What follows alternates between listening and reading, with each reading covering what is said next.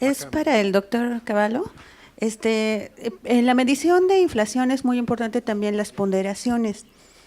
¿De qué manera en forma online se pueden recoger esas ponderaciones, es decir, la cantidad de artículos que se están consumiendo dentro de una canasta básica? Doctor Cavallo,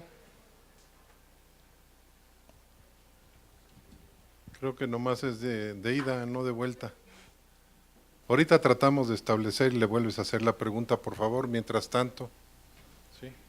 ¿Alguien me puede auxiliar con...? Bueno, ahora sí. Es para el señor Juan Manuel.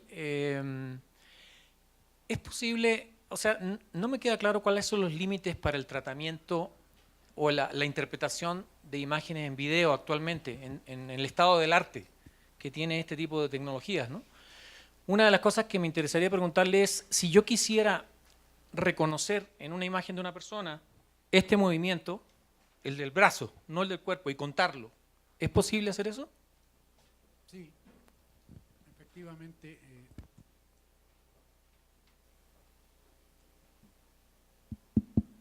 Bueno, ¿escuchan? No. Aquí hay otro.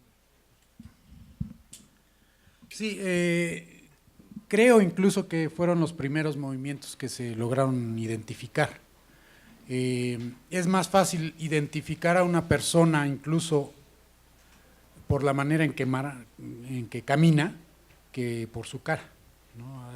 Cuando presento lo de los rostros, les digo claramente es detección de rostros, no identificación de rostros, porque identificación de rostros es un problema pues muy difícil. Cuando son universos pequeños lo logramos hacer, ¿verdad? Si son 5 empleados y quieren saber a qué horas salió Juanito, lo podemos hacer. Hemos hecho experimentos en los que ponemos una cámara en la parte de arriba viendo hacia abajo, ponemos personas a caminar y es sumamente discriminante. Y efectivamente los movimientos de los brazos y las piernas es algo que se tiene bastante bien desarrollado. Acá la pregunta, por favor. Sí, un comentario y una pregunta para José Luis. Creo que varios estadísticos no estaríamos de acuerdo con tu afirmación de que la estadística, bueno, está desde siempre y luego lo nuevo que hay que hacer ahora con Big Data es construir modelos predictivos. Yo creo que siempre se han hecho modelos predictivos desde hace muchos años en la estadística y yo creo que los retos van por otro lado, ¿no? Y mi pregunta sería, ¿qué tanta respuesta han tenido de alumnos en la maestría? Bueno, tenemos muchas solicitudes. Bueno, primero el debate sobre si los estadísticos tienen razón. Bueno, sí tienen razón. Me parece que la diferencia en este momento es el tamaño y los algoritmos que uno tiene que utilizar para, en efecto, resolver problemas en Big Data. Pero, por ejemplo, hacer una regresión logística con muchos datos no es trivial.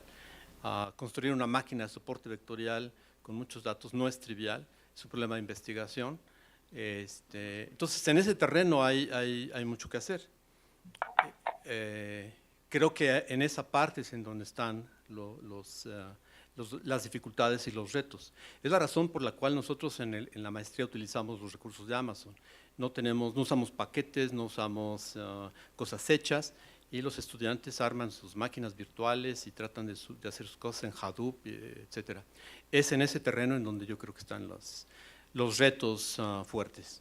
Yo trabajo en el área de optimización numérica y es claro que el área de optimización numérica se ha nutrido de problemas de Big Data. Y ha sido importante para la gente de Big Data la contribución de la gente que hace algoritmos robustos, que hace algoritmos rápidos en este terreno. Esa parte me parece que es fundamental. Por otro lado, la comunidad de optimización en este momento está muy atenta en los métodos nuevos, por ejemplo, de regresión logística basados en descenso por coordenadas. Los métodos de descenso por coordenadas son muy viejos y surgieron en el área de ecuaciones diferenciales parciales en los años 70.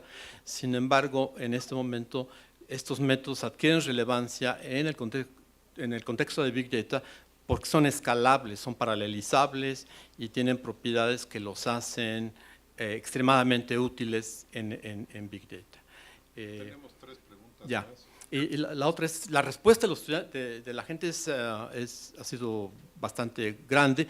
La limitación que tenemos es el perfil. Es decir, mucha gente está interesada, pero no tiene el perfil apropiado. Entonces, no podemos hacer una maestría de 5 años o de 3 años que efectivamente libere estudiantes, prospectos o profesionales con la capacidad de hacer este tipo de trabajo. La respuesta es mucha. Desgraciadamente tenemos que escoger sobre ellos los de perfil fuerte. Gracias. Por favor. Gracias, doctor. La pregunta es para Alberto Cavallo o Caballo, no sé cómo se diga, pero no sé si nos… Cavallo, ¿nos escucha? Ya nos está escuchando. Ah, estupendo. Muchas felicidades, Alberto. Qué padre investigación.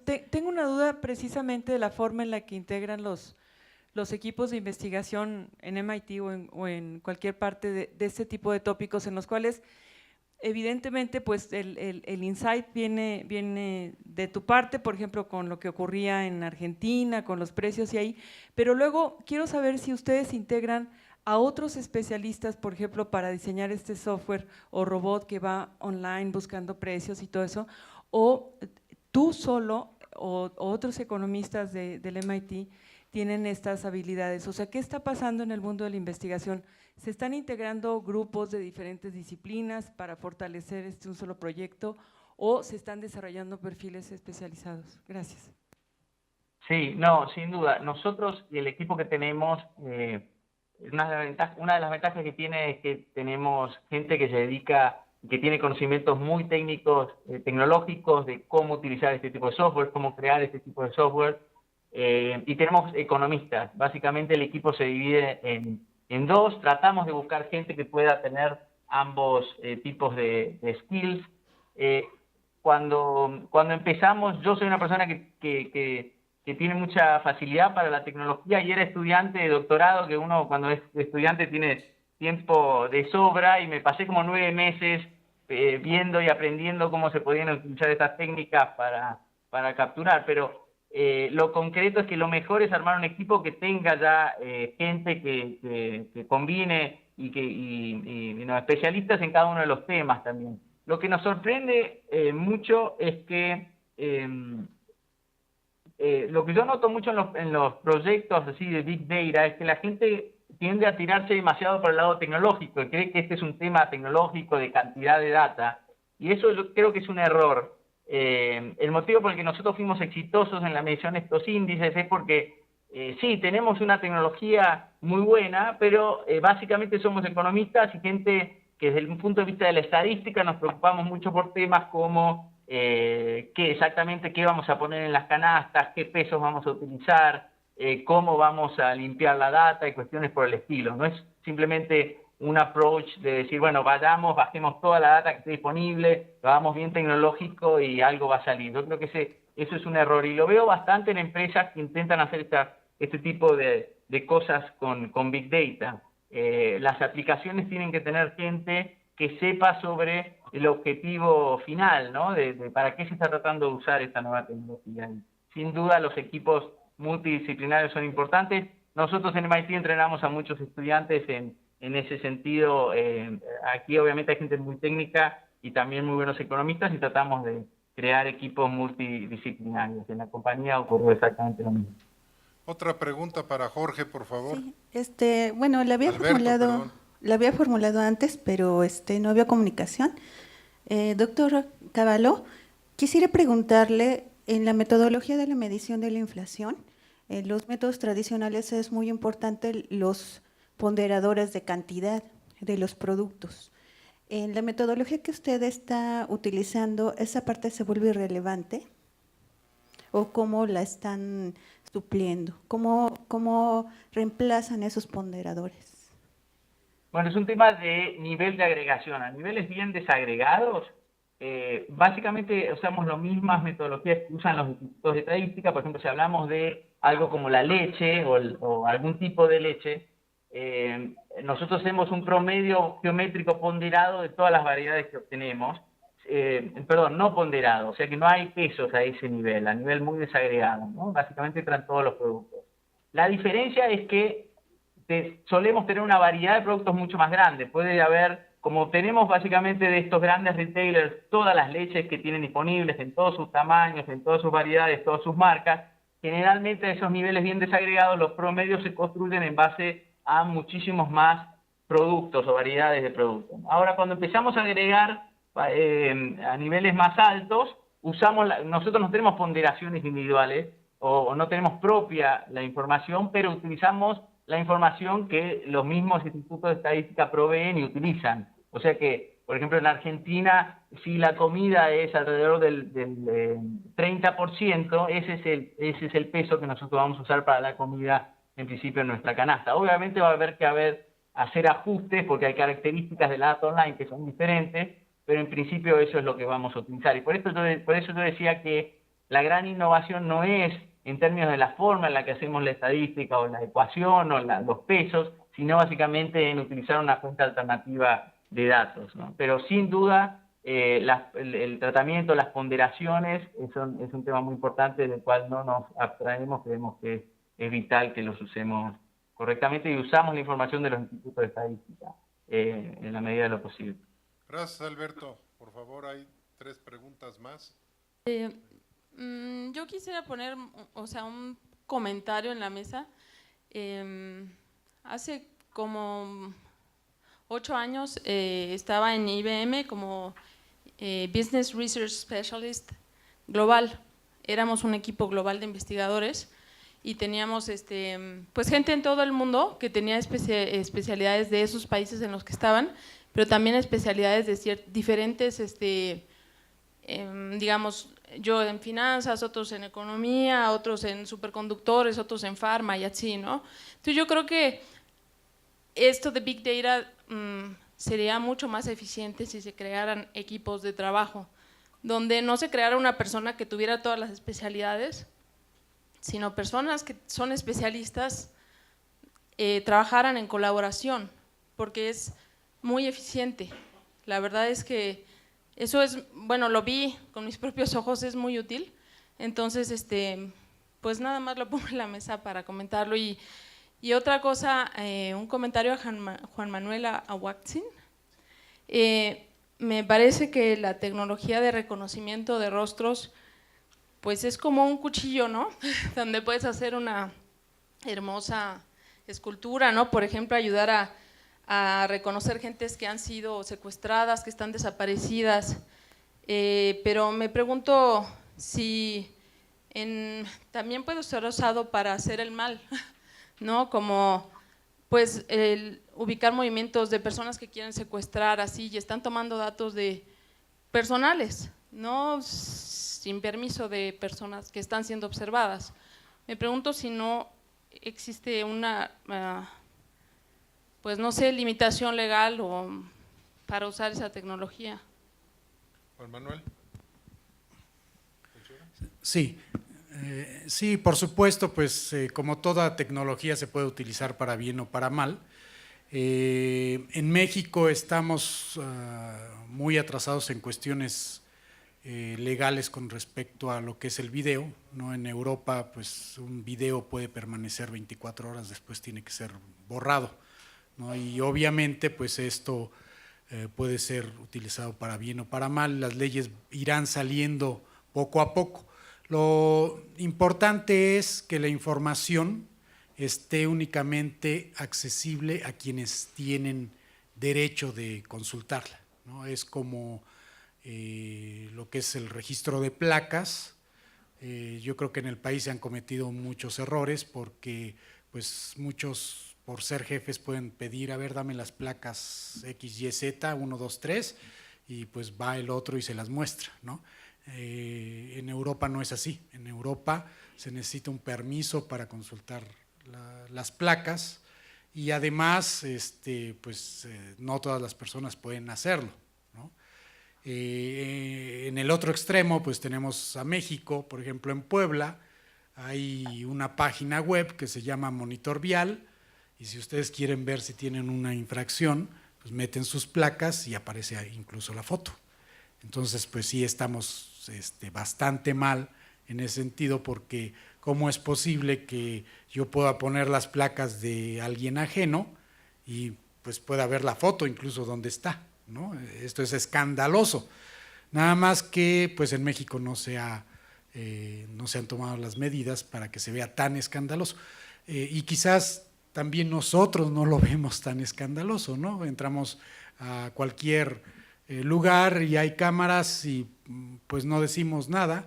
En Europa es obligatorio que exista un letrero que dice que el video va a ser borrado, ¿no? Entonces, efectivamente, pues es correcta esta observación. Complementando, en el Distrito Federal, antes de la instalación de las cámaras, salió la ley que protege y evita que las cámaras estén dirigidas hacia una casa en particular o ventanas, y la gente puede cerciorarse de eso y actuar en contra. Pero está la pregunta, por favor.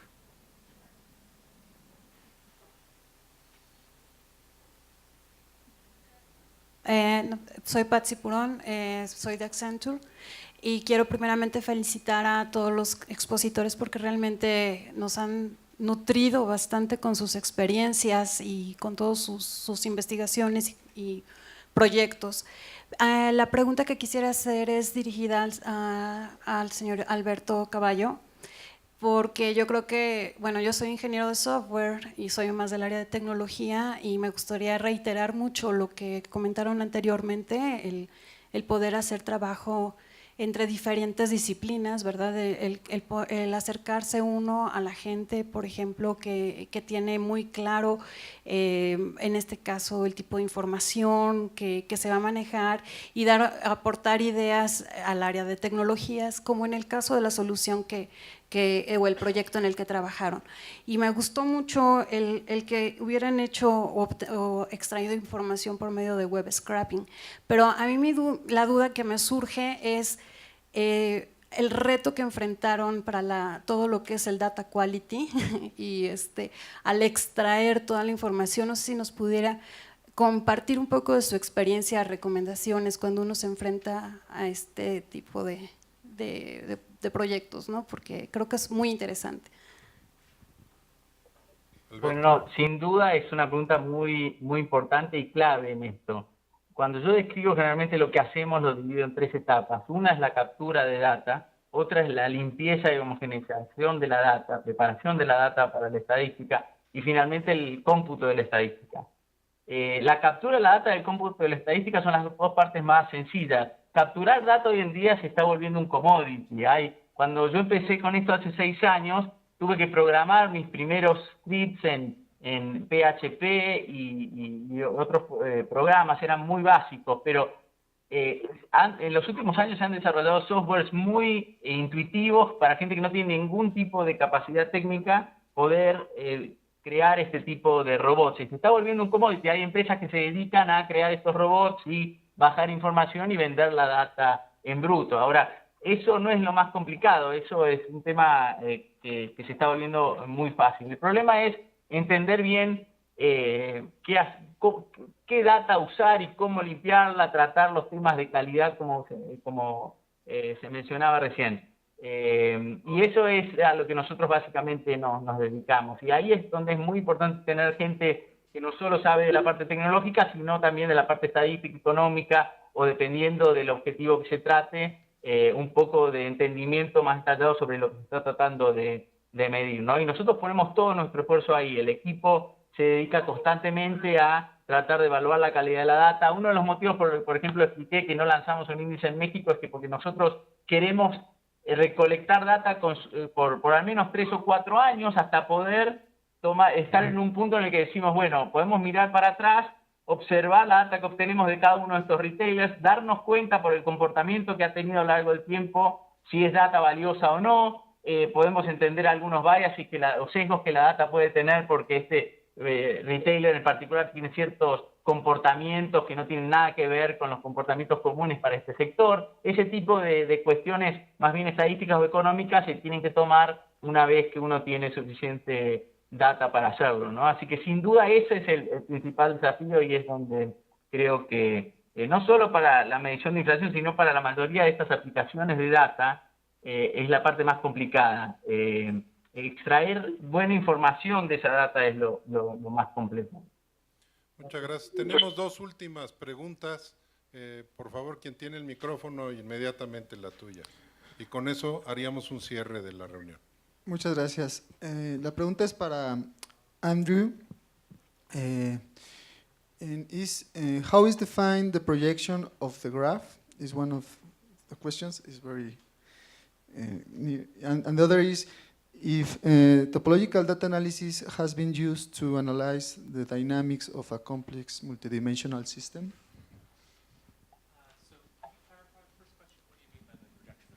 Yeah, the drawing of the graph. What method did you use for the drawing of the graph? You mean those pictures I showed? Yeah. Oh, so those I obtained from these papers, and I think those were produced using the proprietary IASD package. Right. There's, of course, a free publicly available one, which is much less beautiful. They have to protect their business advantage. To answer the other question, yes, there's a lot of really excellent work by a group surrounding someone named Konstantin Mishaiko, who's at Rutgers now, that works on discrete dynamics and reduces it to problems in topological data analysis. And I think they've been very successful in doing that. So there's a lot. They've written a lot of stuff, and it's a really nice piece of work. So that's something I'd look at. There's also someone named Sarah Day who's done some work on that. Por favor. Es una pregunta para Alberto Cavallo, que le pido que levante su mano derecha si me está escuchando. ¿Sí? Alberto. ¿Sí escucha, Alberto? Ok. Sí, no pude escuchar bien la pregunta, si la pueden repetir. Ok, va la pregunta. Soy Gerardo Leiva del INEGI y son dos temas concatenados. Uno es, están haciendo un trabajo para el seguimiento de los precios en muchos países. Las gráficas que observamos muestran una alta correlación entre los precios, digamos, oficiales de las agencias nacionales de estadística o de los bancos centrales, quien sea que los haga, y los obtenidos online. Sin embargo, si mal no recuerdo, la mayor parte de los países que tenemos en el reporte son países desarrollados. En el caso de los países menos desarrollados, donde hay una parte importante del mercado que es informal, una parte importante de la canasta de consumo se adquiere en el mercado informal y es muy poco probable que esos precios los puedas cotizar a partir de la información que está online. Entonces, es cómo estás enfrentando ese problema y en complemento de esta primera pregunta, es claramente están ustedes haciendo un trabajo enorme que seguramente el equipo de trabajo con el que cuentas pues debe ser de unas cuantas personas. No sé si nos quieres decir cuántas personas están trabajando en eso, pero me imagino que el total con el que están haciendo ese trabajo debe ser inferior al que tenemos normalmente en un instituto de estadística para sacar los precios de un solo país. Y en ese sentido, quiero preguntarte si tú consideras que los métodos tradicionales de medición de precios oficiales son algo así como un dinosaurio, un animal en peligro de extinción, digamos, dadas las oportunidades que ofrecen las nuevas tecnologías. Y si tú estuvieras a cargo de una Oficina Nacional de Estadística en la parte de precios, digamos, aleatoriamente el INEGI, ¿cuál sería, digamos, la combinación la manera en la cual combinaría los métodos tradicionales con los métodos online que estás tú manejando para sacar el máximo jugo de ambos? Gracias. Bueno, cómo no. La primera pregunta es sobre las diferencias online y offline en los precios y sobre todo en los sectores informales. Es cierto, no podemos monitorear los sectores informales online. Incluso online, o de los sectores que no son informales, hay preguntas empíricas sobre si el comportamiento de los precios online son diferentes a los offline. Yo lo pienso más en términos de una diferencia de niveles de precios versus cambios de precios, ¿no? Y como lo que estamos tratando de medir es básicamente el cambio, la inflación. Si yo me voy a un comercio de la esquina, es probable que, si voy, por ejemplo, a un comercio que es bien caro, voy a encontrar consistentemente un markup, una diferencia de precios en niveles con respecto a un comercio informal que puedo encontrar en otro sector de la ciudad, por ejemplo. Ahora, en la práctica la pregunta es si esa diferencia es relativamente constante a lo largo del tiempo o no, porque en la medida que lo sea constante, que haya una diferencia relativamente constante, que los precios en el comercio que vemos online sean generalmente 10% más altos, en términos de los cambios de precio, vamos a exactamente medir lo mismo. Y puede ser que haya diferencias en las tasas de inflación entre el comercio informal y el comercio formal, pero no pueden ser diferencias que permanezcan por mucho tiempo, porque alguno de los dos sectores tiene un problema al final en términos de niveles de precio muy malo. Alguno se va a fundir, digamos, en otras palabras. O sea que creo que ese es el tema, y es básicamente un tema empírico. Es en el caso particular del país que estamos hablando, tenemos razones para creer que la evolución de los precios en el sector online, en términos de su dinámica, los cambios de precio, la inflación, vamos a observar cosas diferentes a lo que hay offline, o esperamos que sean relativamente similares y simplemente hay un tema de niveles. Es un tema para evaluar. En casi todos los casos que nosotros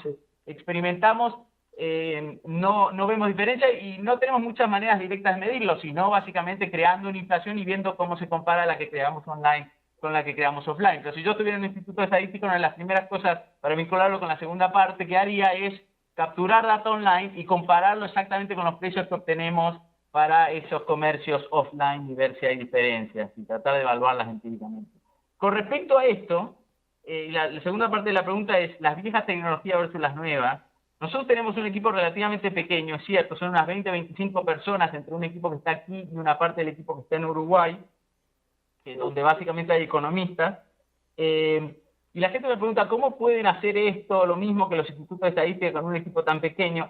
La clave es que no hacemos lo mismo.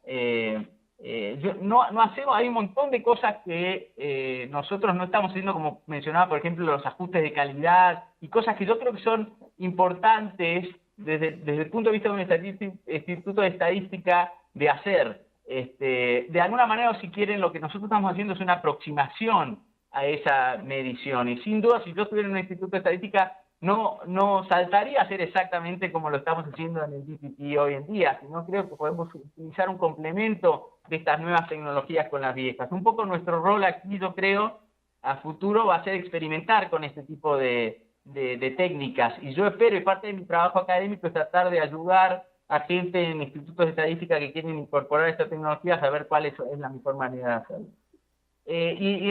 Para hacerla corta, uno de los principales enfoques que trato de siempre decir es que hay sectores y categorías de productos que están muy bien representados online. Ese es el lugar para empezar. Yo hablo mucho, por ejemplo, con el Instituto de Estadística de Estados Unidos, trabajamos muy cerca con el de Nueva Zelanda, ahora estamos colaborando con otros también en el resto del mundo, y veo que generalmente los institutos de estadística dicen, usemos esta data online para medir algo muy particular que antes no podíamos medir, como por ejemplo los precios de los tickets de aerolíneas.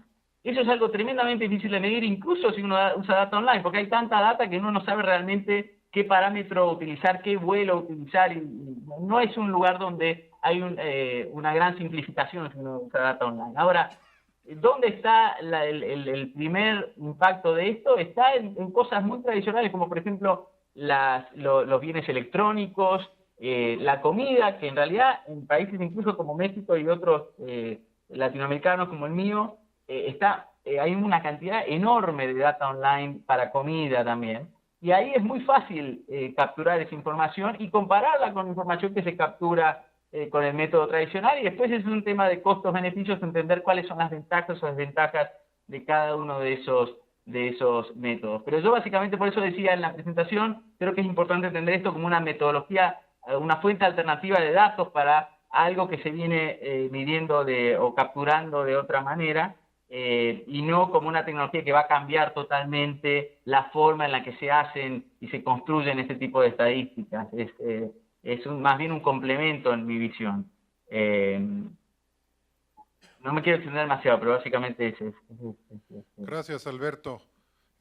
Es momento de hacer un cierre de esta reunión que ha resultado indudablemente muy rica para todos nosotros en términos de información, y están los documentos y están las referencias que los autores han puesto en ellas, y si no también la comunicación directa que seguramente podrán establecer por correo con ellos. Creo que nos quedan temas importantes sobre la mesa que nos hubiera gustado precisar más con los ponentes, como el manejo de los clústeres en la parte que tiene que ver con información geoespacial, que sería interesantísimo poder conocer nuevas técnicas. También se ha discutido el trascender la multidisciplina hacia enfoques transdisciplinarios o interdisciplinarios para poder enfrentar estos problemas, y creo que también de la intervención que se tiene por parte de Alberto, queda muy claro, al menos para mí, que esta parte de interdisciplina o transdisciplina requiere de grupos de especialistas de diversas formaciones, en las cuales pues, los que está formando el ITAM sin duda serán un componente para el análisis de Big Data, pero también creo que como conclusión podemos tener claridad de que también tenemos que tener Big Questions, o sea, preguntas que puedan ser relevantes a poder ser contestadas a través de Big Data. Quiero finalizar para comentarles que por parte del CONACYT está apoyando fuertemente esta iniciativa que ha tenido Infotec de crear un laboratorio nacional de Internet del futuro que tiene como elemento básico la parte de análisis de Big Data. Esto se está haciendo en conjunción con otro laboratorio nacional que también fue autorizado por el CONACYT dentro del CIDE sobre política pública. Esto es el para qué, la pregunta que se va a hacer. Y en complemento a estos dos esfuerzos, el Centro Geo, que también es un centro público de investigación de CONACYT, está trabajando tanto con Infotec como el CIDE para incorporar la componente de geointeligencia territorial. Entonces son temas que están muy vigentes, muy vivos, y respondiendo a alguna de las preguntas que incluso uno de los panelistas hacía, sí hay interés, sí hay presupuesto y sí se ha estado apoyando con recursos muy recientemente, e incluso con cátedras CONACYT para incorporar a investigadores, doctores en estos temas. Creo que con esto no nos resta más que agradecer de nueva cuenta a los organizadores de esta reunión, que es el Infotec, el INEGI destacadamente, y también la participación del CIDE. Muchas gracias por su presencia y vámonos al Ángel, cuando menos el empate.